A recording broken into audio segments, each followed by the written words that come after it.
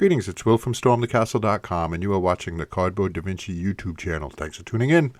And in this video is a quick tips and techniques kind of video showing you how to make stronger cardboard assemblies. When you're building things with cardboard, I'm going to show you these techniques. Maybe you can grok them and use them in when you work with cardboard.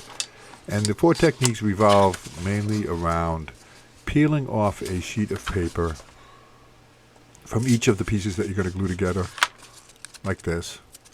Love the satisfying snap of peeling cardboard.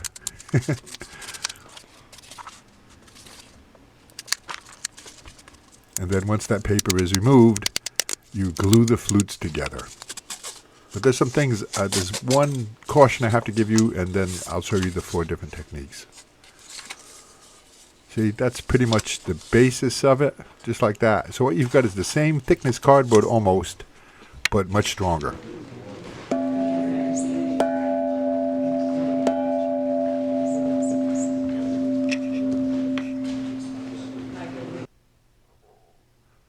Okay, now one warning here, well I guess warning is a strong word, but cardboard does come in different flute sizes.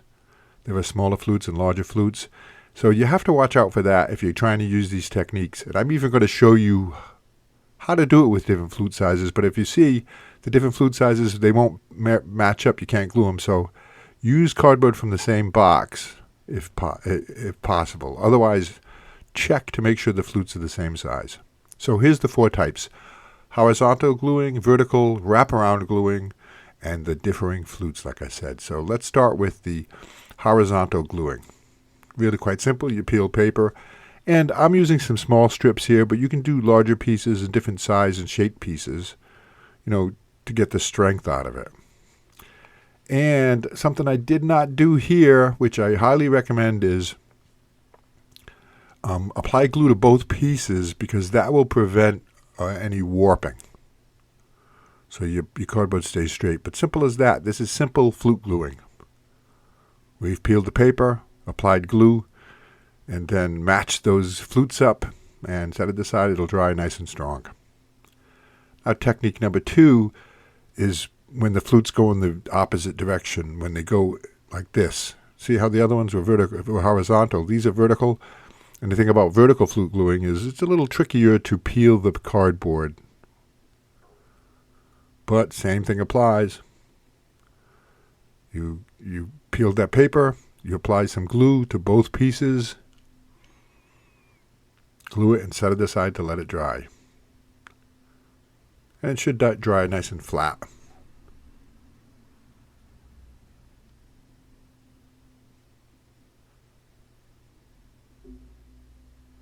I've got a lot more cardboard projects coming up, and I don't just do cardboard projects, I also do paper projects and all kinds of things.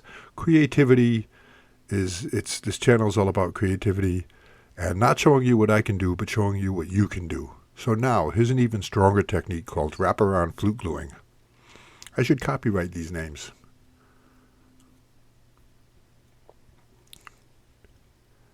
What we're doing here is we're removing half the flutes and half the paper. I'll show you. And half the paper and 1/4 of the flutes, half the flutes and half the paper. But you'll see. I'm going through my DaVinci books, and I'm going to start doing reviews of DaVinci books because I have a lot of them. He was an interesting man. He did a lot of things.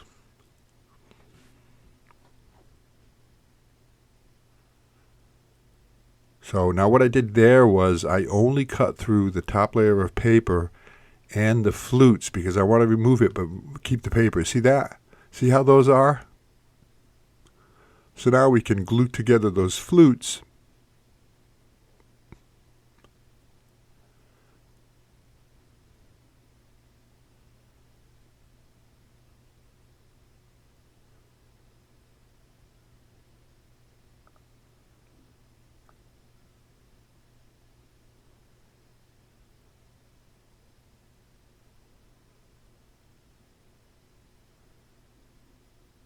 Just like this. And that's nice and strong. But then we wrap around, let it dry for 5 or 10 minutes. It doesn't have to be 100% dry. But set it aside for at least a few minutes to let the glue set. And I'm just using a plain old PVC Elmer's white glue. Not even Elmer's, it's generic. And I'm just trimming this for looks.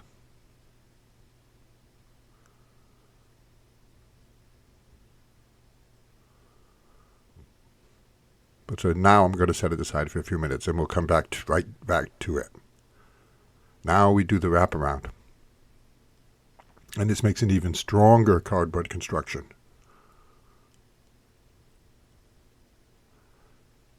And the thing that came to my mind after I made this is a stick of gum.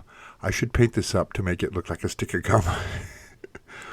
Stick of juicy fruit gum, right? There we go. You'll see.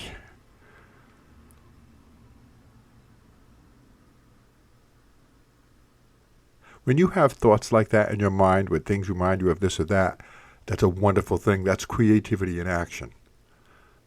So make a note. Write in your notebook the crazy idea that was generated from a thing. So there's my stick of gum. Okay, now the fourth technique. Now, I mentioned earlier in this video about differing flute sizes, and that's okay. You can't peel and glue them, but you can glue those two sheets. See, this one's showing two sheets with the same flute sizes so you can see, but that causes weakness. It'll be stronger than one sheet, but it's still prone to bending. But with differing flute sizes like this, it's much stronger. And I'll show you a manufacturing proof of this. So you can glue those together just as they are without doing any peeling. But here's a box I received, and I've received many boxes like this. In terms of they need more strength, so what they do is they glue together two sheets of cardboard of differing flute sizes. Can you see that? The bottom one is a larger flute, and the top one is a smaller flute. So that's that. That's 4 techniques for working on cardboard, gluing cardboard together. Flute gluing, I call it. And my next video, here, I'm going to do it, and while I'm doing it, but there's 2 different flute sizes, I'll say my next video is going to be, you might find interesting if you're a crafter, is how to paint cardboard so it looks like steel. Really easy to do, but there's a trick and a technique to it, and it looks really nice. That's my next video coming up. Thanks for watching. Here in this, my outro, I call this my Magic Hands outro. That top video is a playlist of tips and techniques on working with cardboard. Thank you.